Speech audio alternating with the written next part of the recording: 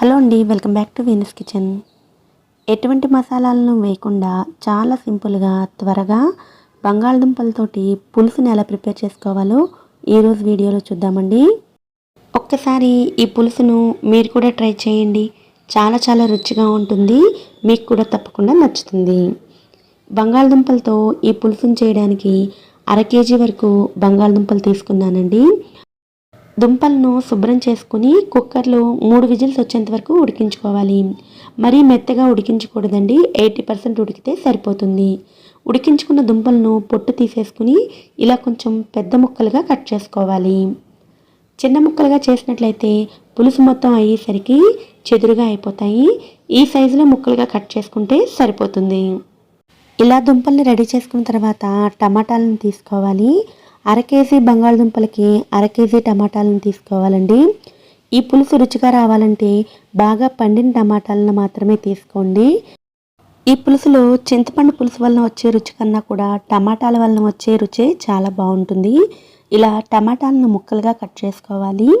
ఇప్పుడు ఒక బౌల్లోకి చాలా కొద్దిగా చింతపండును తీసుకోండి. అన్ని పులుసుల్లాగా ఈ పులుసులోకి ఎక్కువ చింతపండు అవసరం పడదండి. ఇలా కొద్దిగా వేసుకుంటే సరిపోతుంది. చింతపండు ఈజీగా గ్రైండ్ అవ్వడం కోసం కొద్దిగా వాటర్ని వేసుకుని నానపెట్టుకోవాలి.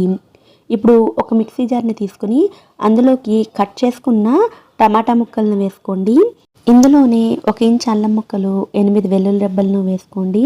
అలాగే చింతపండు నానబెట్టుకున్నాం కదా, వాటర్ వేయకుండా ఓన్లీ చింతపండును మాత్రమే తీసుకుని వేసుకోండి. తర్వాత ఒక మీడియం సైజ్ ఉల్లిపాయను ఇలా ముక్కలుగా కట్ చేసుకుని వేసుకోండి. వీటితో పాటుగా 1/2 టీ స్పూన్ జీలకర్ర, 1 టీ స్పూన్ ధనియాలను కూడా వేసుకొని వీటన్నిటినీ కూడా వాటర్ వేయకుండా మెత్తగా గ్రైండ్ చేసి తీసుకోండి. టమాటా పేస్ట్ రెడీ అయిపోయింది కాబట్టి పులుసు ఎలా ప్రిపేర్ చేసుకోవాలో చూద్దామండి. స్టవ్ మీద కడాయిలో 2 టేబుల్ స్పూన్ల ఆయిల్ వేసుకోండి. ఆయిల్ వేడైన తర్వాత 1/2 టీ స్పూన్ ఆవాలను వేసుకుని ఆవాలు చిటపటలాడేంత వరకు ఫ్రై చేసుకోండి. ఆవాలు వేగిన తర్వాత ఒక ఎండుమిరపకాయను వేసుకోండి. ఎండుమిరపకాయ కూడా ఫ్రై అయిన తర్వాత ఇందులోకి 4 పచ్చిమిరపకాయలను ఇలా చీలికలుగా చేసుకుని వేసుకోండి. పచ్చిమిరపకాయలతో పాటుగా గ్రైండ్ చేసుకున్న టమాటా పేస్ట్ని కూడా వేసుకోండి. ఇప్పుడు మీడియం ఫ్లేమ్లో ఈ టమాటా పేస్ట్ని ఆయిల్ పైకి తేలేంత వరకు ఫ్రై చేసుకోవాలి. టమాటా ఉల్లిపాయల్లో నీరు ఎక్కువగా ఉంటుంది కాబట్టి ఈ పేస్ట్ని ఉడికించుకునేటప్పుడు నీళ్ళు ఇలా తులుతూ ఉంటాయి. అందుకని మూత పెట్టుకుని ఉడికించుకోండి. మూత పెట్టుకుని మీడియం ఫ్లేమ్లో మధ్యలో కలుపుతూ ఆయిల్ పైకి తేలేంత వరకు ఉడికించుకోవాలి. ఈ పేస్ట్ ఎంత బాగా ఉడికితే పులుసుకి అంత రుచి వస్తుందండి. అలాగే ఈ పేస్ట్ని ఉడికించుకునేటప్పుడు గుమగుమలాడుతూ మంచి సువాసన కూడా వస్తుంది. ఆయిల్లా పైకి తేలిన తర్వాత ఇందులోకి 1 రెమ్మ కరివేపాకు, కొద్దిగా పసుపు, పులుసు రుచికి సరిపడా ఉప్పు, అలాగే 2 టీ స్పూన్ల కారాన్ని వేసుకోండి. కారాన్ని మీ టేస్ట్కి తగ్గట్టుగా అడ్జస్ట్ చేసుకోవచ్చు. వీటన్నిటిని కూడా బాగా కలుపుకున్న తర్వాత లో ఫ్లేమ్లో 1 నిమిషం పాటు ఫ్రై చేసుకోండి. ఫ్రై చేసుకున్న తర్వాత ఇందులోకి ఉడికించుకున్న బంగాళదుంపలను వేసుకుని అంతా బాగా కలుపుకొని ఈ బంగాళదుంప ముక్కలను ఈ పేస్ట్ తోటి 2-3 నిమిషాల పాటు ఉడికించుకోవాలి.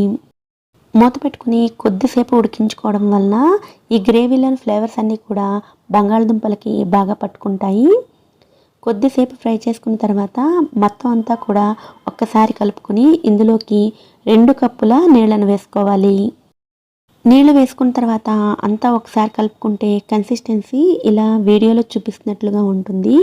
ఇప్పుడు ఇందులోకి సన్నగా తరిగిన కొత్తిమీరను వేసుకుని మళ్ళీ ఒకసారి కలుపుకోండి.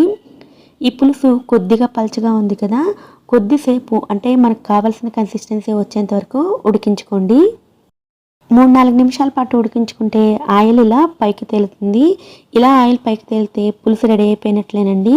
మీరు కన్సిస్టెన్సీ కూడా ఒకసారి చెక్ చేయొచ్చు.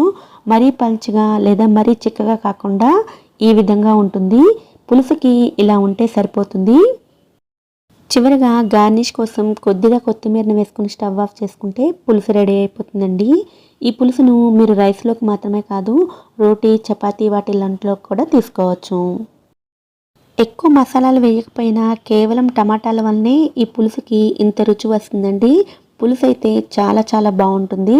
మీరు కూడా ఈ పులుసుని తప్పకుండా ట్రై చేయండి. ఈ వీడియో కనుక మీకు నచ్చినట్లయితే వీడియోని లైక్ చేసి ఛానల్ని కూడా సబ్స్క్రైబ్ చేసుకోండి. నోటిఫికేషన్స్ మిస్ అవ్వకుండా ఉండడం కోసం పక్కనే ఉండే బెల్ ఐకాన్ని కూడా యాక్టివేట్ చేసుకోండి. Thanks for watching.